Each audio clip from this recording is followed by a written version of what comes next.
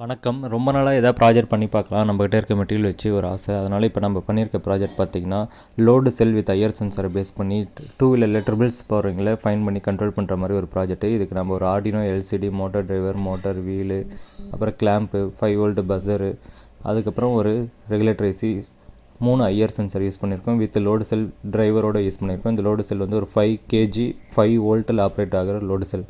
இந்த load cell எதுக்காகனா எவ்வளோ வெயிட் வந்து அந்த டூ வீலரில் அப்ளை ஆகிருக்குன்னு பார்க்குறதுக்காக. இந்த லோடு செல் எப்படி ஸ்ட்ரக்சரை செட் பண்ணியிருக்குன்னு பாருங்கள்.